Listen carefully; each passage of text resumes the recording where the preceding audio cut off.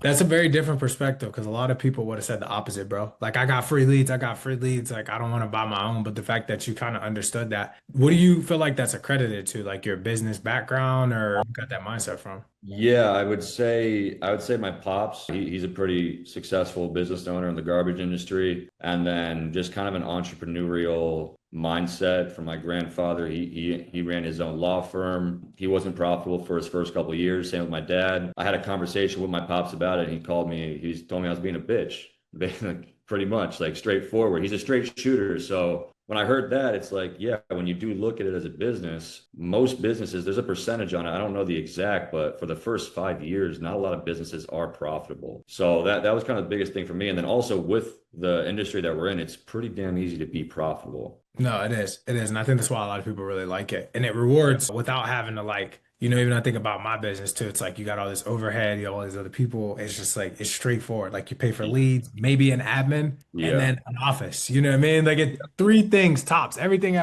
after that is just pure take home. So I think that's why a lot of people obviously love it. Okay, so let's walk us through. Obviously, you bought another leads from other people, as basically everybody on here has, which makes Yeah. sense. But walk us through from when you went from free leads to paying for your own leads. What were the first leads that you bought on your own? Were they, once again, were those aged leads that you bought? Did you go straight into high intent? And did you have any struggles with that transition going from that free to age? I mean, age So to started on free leads, obviously from the agency. From there, I got on some volume leads. I was paying around $5 to $7 for them. That's where I wrote within like 6 months, like 140K or something around there last year. And then I want to think, correct me if I'm wrong, Chad, but I think I've been working with you guys for about 2 or 3 months now, I want to yeah, say. yep. So this month, week one, I'm already at 20K. So I'm hoping to finish over 40. But the transition was really hard actually from the volume because the volume leads that I was running were the same. They were the aged free leads. The free leads were just aged Ah. volume that I was running. So it was the same thing. It was a pretty smooth transition actually. Tried out some other lead sources in the past, like Goat. I didn't really like it too much. I just went back to my agency's leads. And then I wanted to try high intent because I started building. I wanted to buy back my own time. So switching into high intent leads, it's a way different sell. The person knows why they're filling the ad out. Your job is to be the professional, to guide them through the process and tell them, hey, this is what you need. This is what you can afford. Here's your health. This is what you qualify for. I think the high intent lead just wants someone professional, not to sell them and to actually help them out. But I honestly like running high intent leads better because again, you know why they know why they're on the phone with you and you know exactly what your job is to do for them. So the transition to volume to high intent was definitely a little bit of a different sale, but I've definitely figured it out now and I enjoy the way that the process of the sale in high intent, it's a little bit smoother, I would say. Can you break that down for an agent that doesn't know what you mean? Because they're probably like, what do you mean it's a different sell? It's the same lead, it's just newer. Yeah.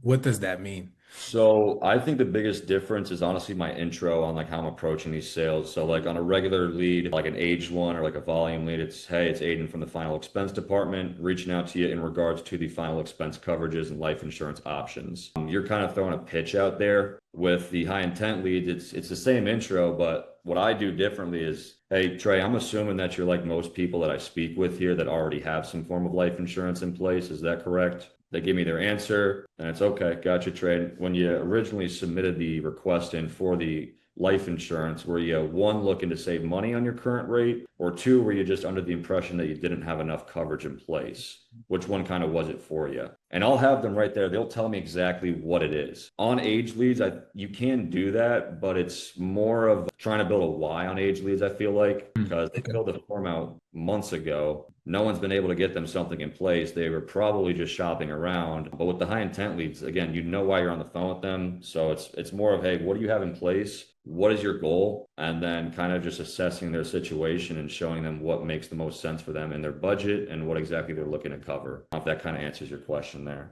No, it does. I think that's super important because I agents don't understand that and they expect that when they buy high intent leads that just means that like they don't have to work anymore, they don't have to work the leads, they don't have to call them. Everybody picks up and is like ready to give you their social and banking. And I always explain to people it's like you're buying your time back, but you're also talking to a different type of client. Like, and they, the whole looking around thing, I always tell people is like, it's a real thing. Think about it. Like, if you're actually trying to buy a car right now, you're not going to just go to typically one dealership and buy.